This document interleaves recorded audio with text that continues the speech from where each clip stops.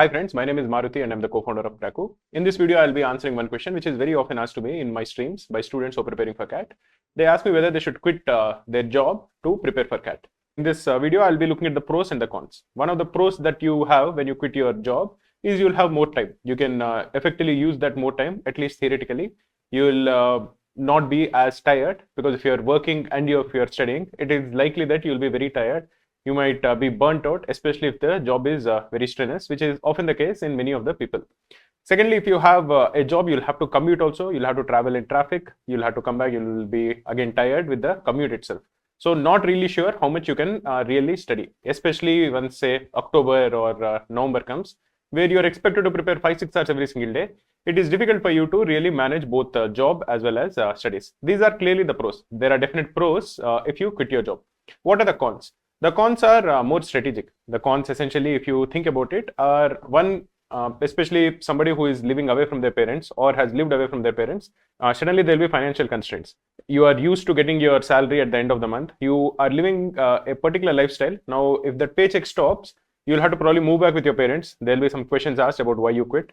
Secondly, you also will probably lose some sort of an independence. You can spend your money in whatever way you want, but suddenly if you don't have paycheck for say 6-7 months, and whatever expenses that you have, you'll probably have to take from your parents, which is not something which is very comfortable. That is one. This is more from a pragmatic standpoint. But even from a career standpoint, if you have a break, if you do well in CAT and if you do your MBA, probably it will be okay.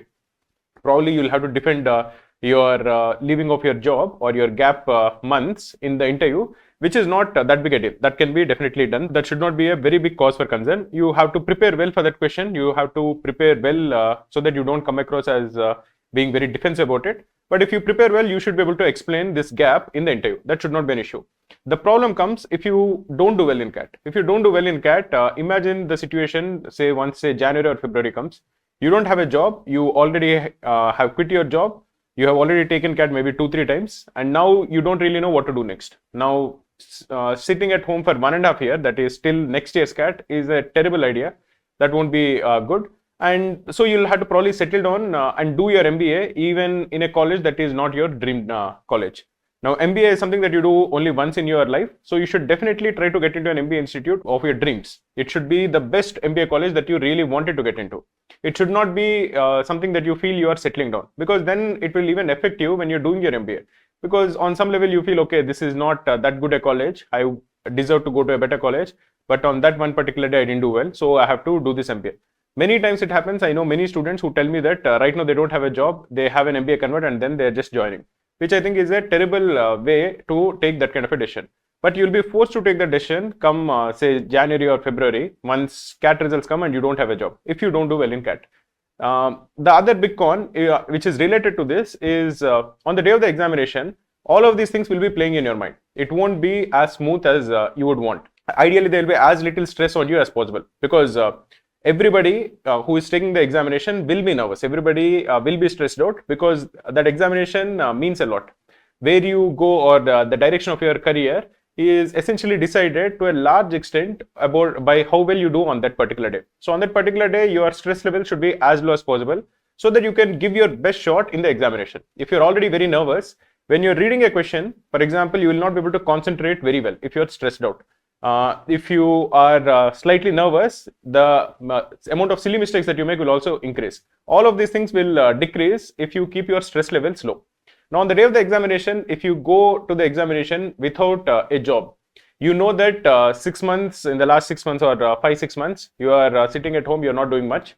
You will be stressed out on that day. You will feel that, okay, what will happen if I don't do well in the examination? And that, I believe, will impact your performance. So to keep those stress levels low on that particular day also, it makes sense to have a job. Additionally, again, from a realistic, pragmatic standpoint, sitting at home and only preparing and doing nothing else will probably get tiring after a point of time. It will also get slightly depressing, because somebody who is doing a job, somebody who is used to going out of their home and going to office every single day, even if they are not super happy with their job, they get to meet some people who are colleagues / friends / people they hang out with. So you have some adult interaction time. That will completely go down to zero if you're sitting at home and preparing. Because remember that nobody else, or in most cases, nobody that you meet on a day-to-day basis is actually preparing for CAT. So you don't really have any social real world conversations. You will probably be active on WhatsApp, Telegram groups, and online forums, but real people having interaction with other adults will decrease quite a lot. And that will have its say after a few months. After a couple of months, when you don't really engage with other adults, you will get slightly depressed. That again will take a toll on the day of the examination. So these are definitely the cons. Overall, I always recommend people to not quit their job and try to ensure that you manage your time to prepare for CAT while preparing for CAT while you are working. Let us also see some of the tips that I would suggest for you to actually do that. Let me look at some of the questions that people ask about this particular topic. Explore the pros and cons of leaving your job to focus on CAT. I think we have already discussed that. Pros are you get more time. Cons are basically lack of financial independence, more stress on the day of the examination, and also slightly depressing. If you're just sitting at home and preparing, after a few months, you'll get depressed. That is not a good way to live your life. Consider the financial implications and potential risk of unemployment during preparation. This also, I think I've already mentioned. This is something that people don't realize until they actually quit their job. Suddenly, the way of life that you're living, even if it's not an extravagant life, it will start impacting you. After a few months, when the paycheck is not hitting your bank account at the end of the month, you will start getting slightly flustered. How to balance job and preparation. So let us discuss some strategies for time management and creating a study schedule while working full-time. When you're working full-time, what I would recommend you to do very strongly is to finish your preparation early in the morning. You should go to bed early and you should rise early. That should be the key, because preparing early in the morning will ensure that you have gotten that out of the way. Now, you have to prepare for say 2 hours every single day in the morning. So you have to wake up at say around 6:30, prepare till around 9, and then get ready and go to office. This should be your goal, because after you go to work, after you come back from work, after all the commute, after working in the office for a day, your mind will be very tired. So even if you want to will yourself to prepare every single day, that is very difficult to happen. So the only thing that I would recommend you to do, the only compromise that you should do from now till CAT, that is for the next 4 months or so, is cut down on social outings which are unnecessary. Don't go to that one particular movie which all of your friends are going. If all your friends are going to a restaurant, don't go there. Come back home early.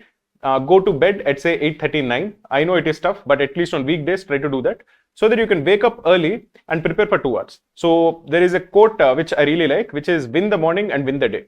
So if you put in good effort and if you make your mornings productive, you'll feel very good, you'll feel very confident throughout the entire day. On the other hand, if say you want to prepare at night, then that will always be at the back of your mind. At 3 o'clock in the afternoon, you feel, okay, I have to go back in this commute, the traffic is getting bad, and after I go back, I have to study for 2 hours, and you will get slightly depressed. You will feel that, okay, the day isn't as productive as it should have been. But imagine at 3 p.m., if you know that you have already put in 2.5 hours of productive effort in the morning, then you feel, okay, I don't care how the traffic is. I don't care about anything else. I'll just relax, I'll just chill out. And psychologically, you'll be in a better place if you feel that you are already productive in the morning. So that is what I would recommend you to do. Study in the morning, sleep early. Explore ways to optimize CAT preparation while continuing to work. Another thing I would recommend you to do is, if not now, but at least from say September or October, have a frank conversation with your manager. Tell them that, and most managers will be quite okay with this. Tell them that you are taking CAT. CAT is a serious career goal for you. Be very open with them. Managers appreciate it when you're being open with them, because they also can plan accordingly. Tell them that, see, I'm going to take CAT till end of November. I'll be working. I'll continue to work also after that, but I might be slightly distracted because it is weighing a lot on my mind. The reason you are saying that, especially if you have that equation with your manager, is to ensure that the manager also is in the loop. So if your performance at work gets affected, the manager will have a reason to understand that performance, so that after CAT is over, again you can have a frank discussion, heart to heart, where you can tell them that, okay, you are distracted for the last 2 months, but from now on, again, you are super on. The reason for that is because CAT, especially that mental space that CAT is going to take, will play a part in your job. It will impact your performance, which I think is okay. But keep your manager updated, because especially if your manager is an understanding person, because then there will be less stress at work. Your manager also will know why you are being slightly distracted, which I think is quite okay. The next is, how can you maintain work-life balance and avoid burnout during CAT preparation? One thing that I would tell you is, if you are actually going to work and coming back, and if you are preparing in the morning, I don't see you burning out. The reason is because you have 2-3 hours of study in the morning, then you are doing something completely different at work. You're also coming out, you're going by public transport, or you're going by a cab, or you're going by your two-wheeler. You are looking at the world also, and then you're again coming back and sleeping. So you are exposed to the outside world. But say you are working at home, or if you are say work from home, or if you are completely, you have quit your job and you're preparing full time. then there is a possibility that you'll get burnt out when cat is still away. This is something that you should be very careful. So if you don't have a job and if you're preparing for cat full time, I would recommend you to definitely get out of the house at least once every day. Go for a run, go for a walk, try to pick up a sport, play that sport, because when you play a sport, you get that dopamine where you also feel more happy, you feel more relaxed. It will decrease your stress levels. This is especially true for somebody who is working from home or who is completely studying full time. In the evenings, definitely go for a walk or for a run or for a swim or something so that you feel more active.